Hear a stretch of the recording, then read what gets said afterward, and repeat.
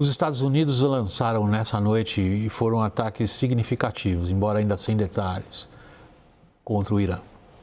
Segundo o Centro de Comando Norte-Americano, que é responsável pelaquela área, os bombardeios são resposta a tentativas do Irã de atingir bases americanas na região, particularmente no Iraque, além da Arábia Saudita. Reportagem de Mariana Giangiacomo. Uma nova troca de ataques entre Estados Unidos e Irã reescalou as tensões depois de dias sem bombardeios. Forças americanas e sauditas coordenaram ofensivas contra uma milícia aliada do Irã, localizada no Iraque. As Forças de Mobilização Popular têm forte poder político em Bagdá. Elas são uma organização guarda-chuva de grupos xiitas e possuem laços estreitos com a Guarda Revolucionária Iraniana. Washington e Riad acusam o grupo de realizar ataques com drones contra instalações petrolíferas e energéticas da Arábia Saudita. Segundo o Centro de Comando americano, o regime do Irã teria direcionado os bombardeios. A retaliação americana e saudita deixou pelo menos 20 mortos, segundo a milícia. Como resposta, Teherã lançou mísseis contra a Jordânia, mirando especialmente bases americanas. O governo local disse que conseguiu abater 5 projéteis. No Egito, drones atingiram navios dos Estados Unidos em um terminal de gás. O país até então não tinha sofrido nenhum ataque durante o conflito regional. O cenário fez o preço do petróleo disparar. O barril do tipo Brent subiu mais de 7%, fechando a 90,63 dólares por barril. E o tráfego de navios pela região segue prejudicado. 37 embarcações cruzaram o estreito de Bab al-Mandeb e 14 passaram por Hormuz. Trump prometeu retaliar com toda a força. Apesar das ameaças, Trump enfrenta uma barreira: o nível do estoque de armamentos dos Estados Unidos. O número de equipamentos, inclusive os de defesa aérea, caiu depois de meses de bombardeios contra o Irã. Além das dificuldades no atual conflito, uma escassez de mísseis prejudicaria os Estados Unidos em outras ações pelo mundo. Eduardo, fica claro para você que tipo de opção nessa guerra, particularmente eu estou falando agora das questões militares, Trump resolveu abraçar?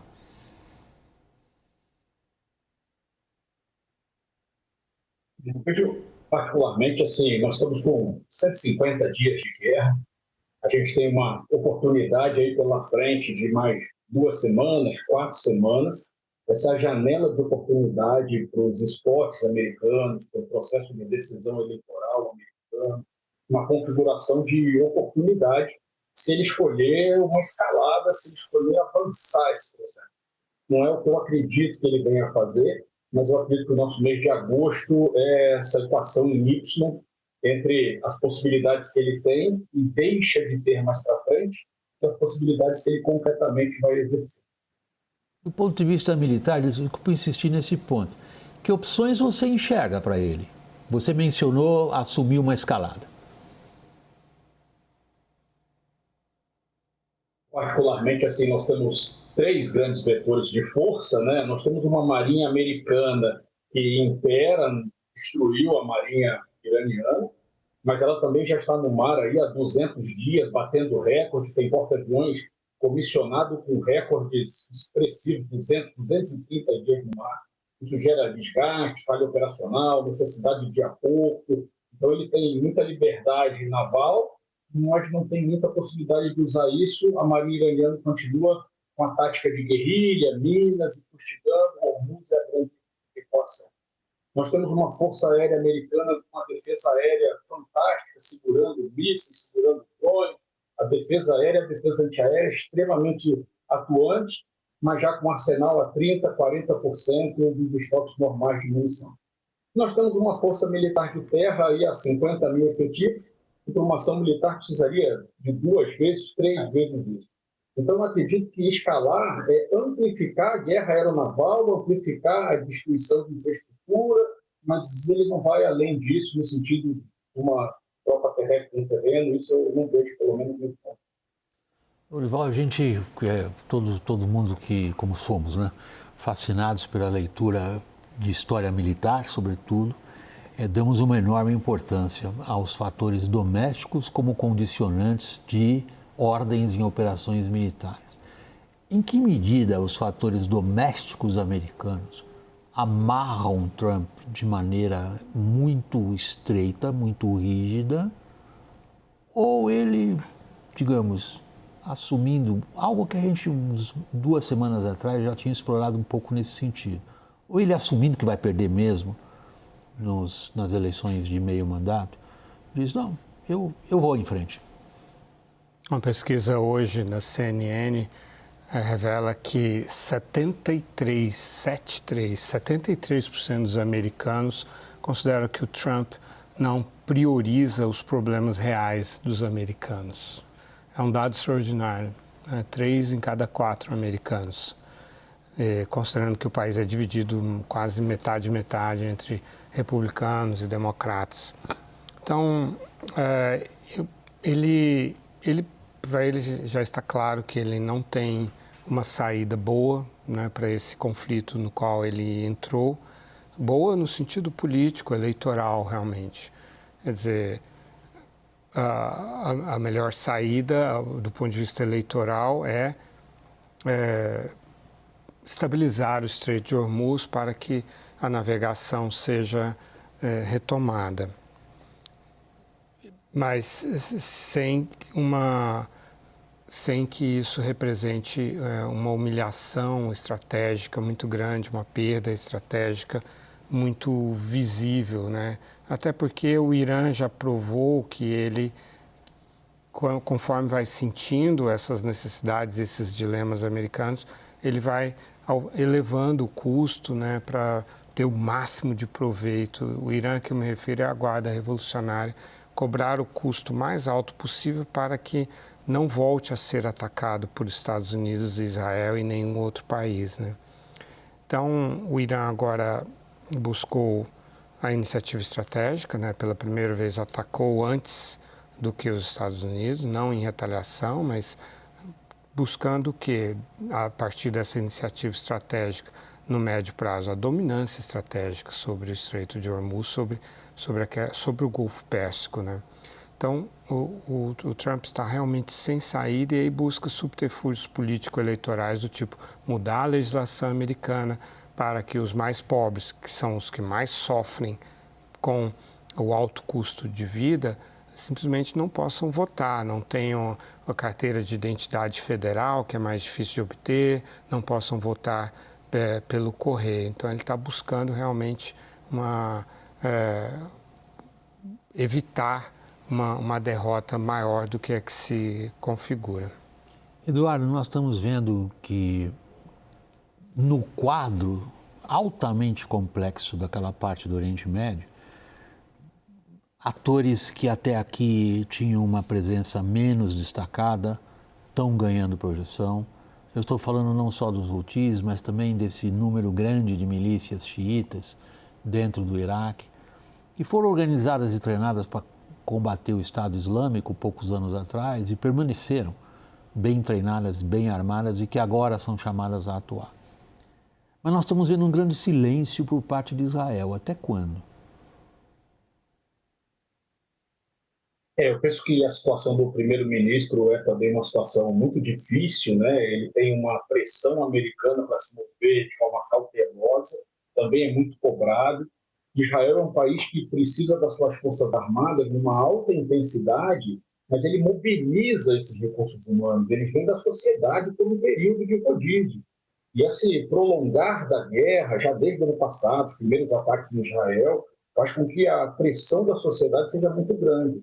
Nós vamos pensar em termos de sociedade, me parece que o custo da guerra para Israel é muito mais intenso. Além da necessidade vital de conter o Irã, a necessidade de homens em armas, mulheres em armas é muito grande no espaço israelense. Então, é uma equação mais difícil para eles. O Irã parece disposto a aguentar quanta dor.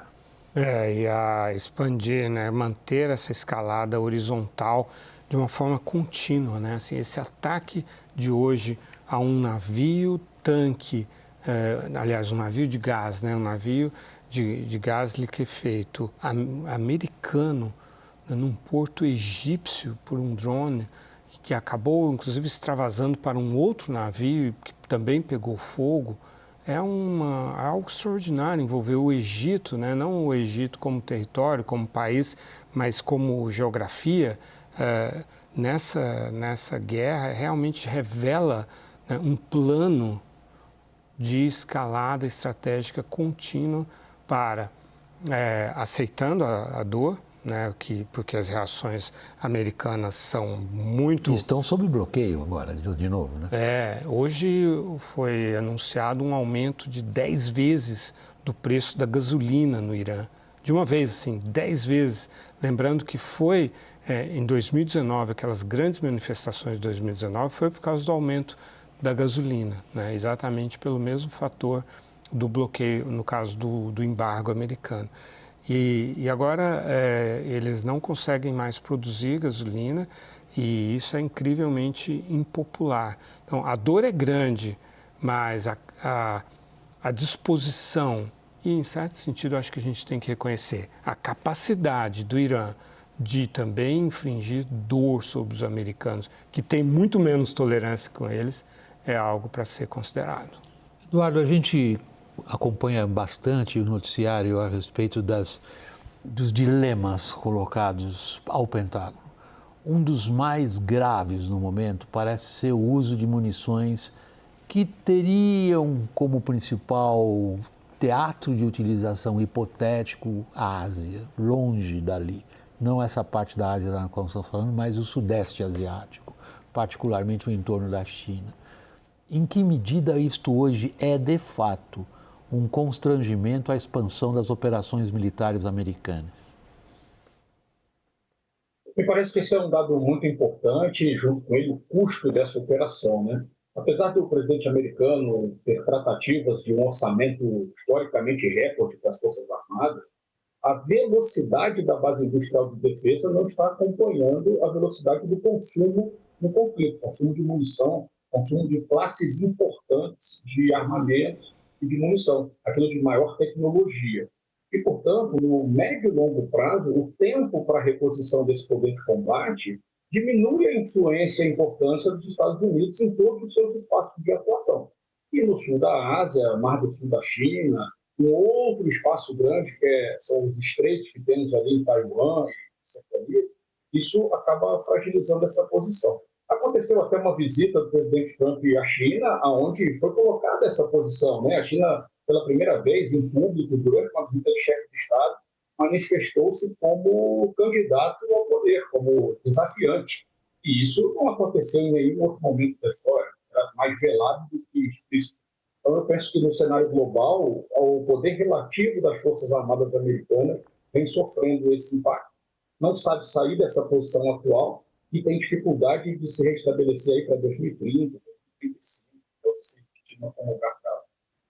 Lourival, a gente viu como uma das consequências mais evidentes da guerra de escolha do Trump do 28 de fevereiro, quando ele iniciou os ataques ao Irã, a dissolução significativa da percepção dos países árabes do Golfo, da capacidade de proteção que lhes deu até aqui os Estados Unidos.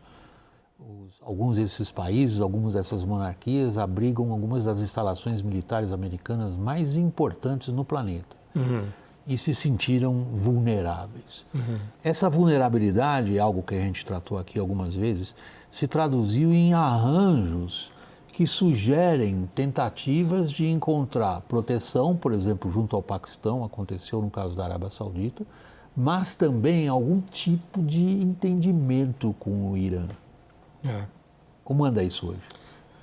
Bom, isso é trepidante, né? Acaba havendo muitos obstáculos aí. Então, como resultado dessa dinâmica que você acabou de descrever, os Estados Unidos fizeram essa concessão extraordinária de fazer esse acordo nuclear com a Arábia Saudita para trazer de volta o reino sob a sua órbita. É claro que depois, no dia seguinte, colocando um irritante, que seria a exigência de ela se filiar ao Acordo de Abraão, normalizar relações com Israel. Hoje, a Reuters revela que a China está enviando 300 lançadores de mísseis portáteis antiaéreos né, para o Irã, como forma de tentar restaurar um pouco a capacidade iraniana antiaérea, que é muito frágil, mas esses mísseis só alcançam aviões que estão voando baixo, ou helicópteros e drones, né? Então é uma coisa limitada, mas simbolicamente mostra o quanto a China, embora não reconheça isso publicamente, fez a sua escolha, né, em relação ao Irã e não fazendo aquilo que os árabes esperavam, que era conter o Irã, pelo contrário, né? Então, as opções são todas difíceis, existem essas conversas, existem encontros presenciais nas capitais iraniana e das monarquias árabes, mas a conversa é muito truncada por esse desejo do Irã de estabelecer uma dominância estratégica e ele sente que tem condições de fazer isso.